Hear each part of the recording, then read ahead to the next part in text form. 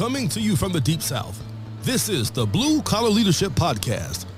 High-impact leadership is not reserved for leaders, and it has nothing to do with your position, title, or rank.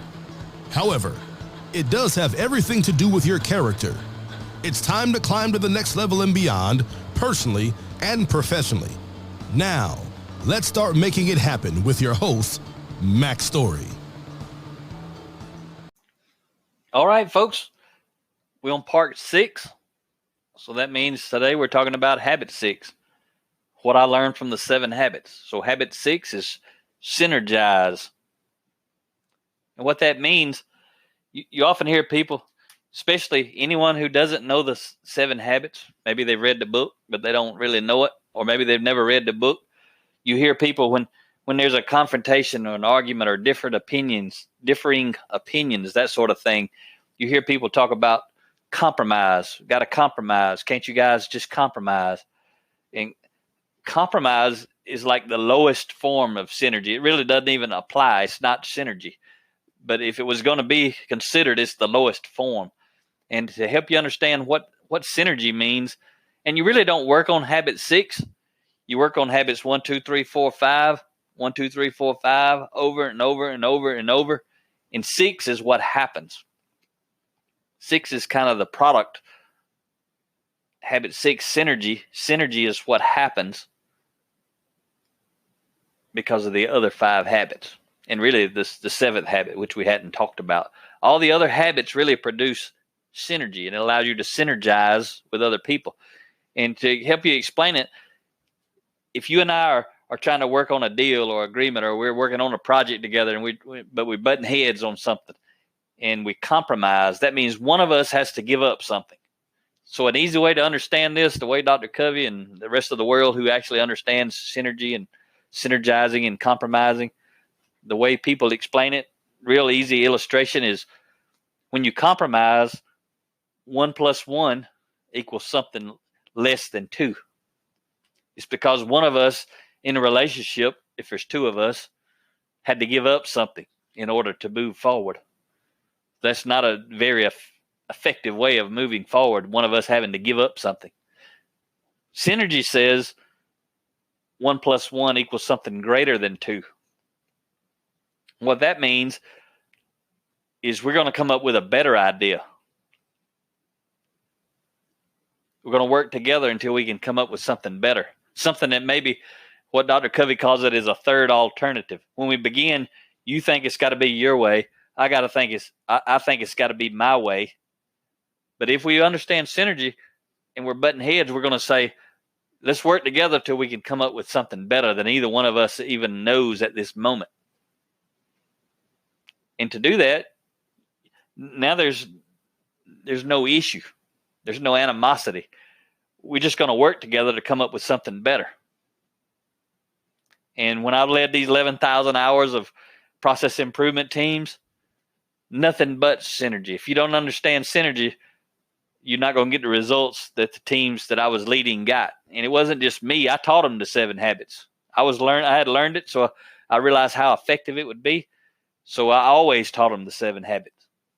I always encouraged the companies I was supporting to buy the books, and most often they did, to buy them videos and audios, talk about the 7 habits. Now I've got a simplified version of my books, and I teach it in my words, and it's not called the 7 habits. It's not even the 7 habits, but it's still the 7 habits. The principles are in everything, like I said before. So I still teach them today, but I teach them in my own way, in my own words, with a lot of different other principles that I've learned from other books and learned on my own in life. But the key is it could be 2 people, 10 people, 20 people. Whenever we're synergizing, the whole goal is to come up with something better than we thought we could come up with in the beginning. And you'll know it when you get it. These teams I'm leading, let's say, or was leading, let's say they're laying out a department. They're trying to figure it out. One thing I would always do, we had a 3x4 magnetic whiteboard with a 1-inch grid pattern on it, and we would create all the equipment. We would scale it down and create magnetic pieces to put on this board before we would change the layout. Everybody had the idea of how they wanted it to be. Most people, it was a different idea, right? Somebody wanted this piece of machinery here. Somebody else wanted it somewhere different. Everything was different. So I told them before we even started, we're going to do multiple layouts. So you guys get the board, and we know what it looks like today. What's the very first way we should lay it out? And sometimes people would get to arguing and they'd want it one way and somebody else would want it another way. I said, don't worry about it, guys, gals. We're going to do a layout after this one. As soon as we get done with this one, I don't care what you guys put on the board. We're going to make another one. And the key is it can't look like this one. So anybody who wanted it different, you're going to get to have it your way. And when we get done with that one, we're going to do another one, and it can't look like the first two. So I would force them to synergize, because I would say, I don't care which one of these we pick. We're going to vote on it at the end. The whole team's going to vote on which layout we go with. But I'm telling you guys up front, we're going to do, let's say, 4 at a minimum. Sometimes it was 7 or 8, but I would say 4 at a minimum. I don't care what they look like. They just got to look different. So everybody was kind of put their swords down, and they realized I'm going to get my chance in a minute if I don't get to go first, that sort of stuff. What would happen, though, everybody's around the board. Everybody's got their own idea of how it should be. So they do layout 1. And then now, okay, we got to make it different. So somebody else with a little different idea comes over, and they start. We'd take a picture of the first board and print it off, and the second board and print it off, the third board and print it off. What happened, though, and it happened every time, so I already knew what was going to happen. But I didn't say it because I wanted them to own it. What would happen was I was creating synergy. I was creating the atmosphere and the environment for that to happen. So they were learning from the first time, and then they tweaked things that they learned the second time. Then somebody who didn't get to really implement their idea, the third time, finally they've got some space, and they get in there and they say, I like what y'all did, but I'd change this. And no one had seen that. So once they changed it, other people's like, oh, yeah, that's good, but now what about this? They say, oh, we got to change it. I said, finish this one. We'll take a picture, and you can do number 4. So what would happen is every single time the team was learning, and let's say they did 7 of them. And what I do is I pick up the first 2. And I say, it's kind of like getting an eye exam. I'll say 1 or 2. They say 2. I pick it up. I sit down number 1, hold number 2 up. They pick 2. I pick up number 3. 3 or 2. They say 3. I put down 2. Pick up number 4. 3 or 4. And we do that all the way to the end. Every time, the last one they ever did, which was completely different from the first one and the second one and the third one, however many there were, the last one is always the one the teams picked. And what's cool about it is it was nobody's idea. It was everybody's idea, because everybody had been around the board watching and participating. And that's just one example of what synergy looks like. In the beginning, though, everybody wanted it to be their way. But over time, I had learned how to create and facilitate as a team leader, a consultant leading process improvement. I had learned how to take this layout.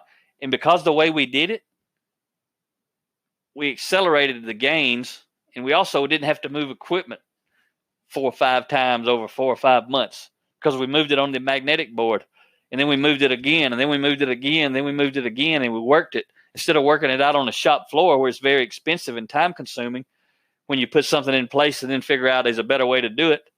And there's always a better way, don't get me wrong, but we went from better way to better way to better way to better way in a matter of hours on a magnetic whiteboard, and accelerated the process.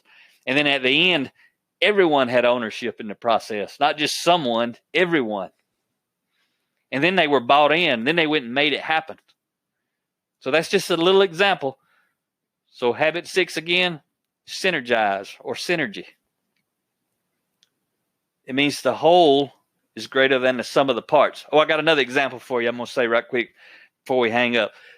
Because, see, synergy is saying there's value in the relationship. And I talked about that in win-win. But imagine if this is the way to demonstrate, illustrate, visualize the value in relationship. Let's say if I had the most expensive car in the world, but I had it taken apart. Every individual piece was not connected to another piece. Therefore, there's no relationship. And I just piled all of these parts that make this car. They're just in a pile. And then they're all brand new, never been used.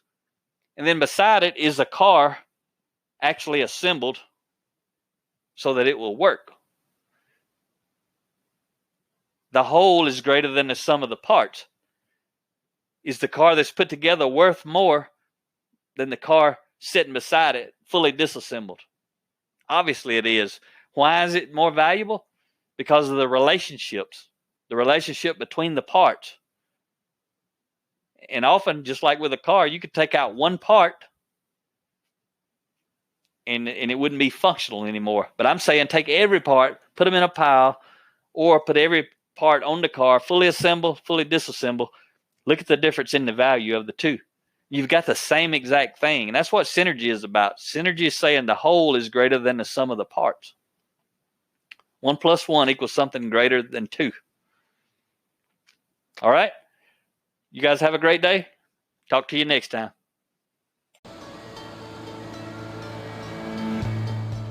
Make it happen or someone else will. It might as well be you. Are you serious about taking your career and your life to the next level and beyond? Check out Mac Story's Blue Collar Leadership series books and others, now available on audio, along with paperback and ebooks at Amazon, iTunes, and Audible. Please visit bluecollarleadership.com to learn about Mac's books, programs, special offers, certifications, and more. Thank you for listening to the Blue Collar Leadership Podcast.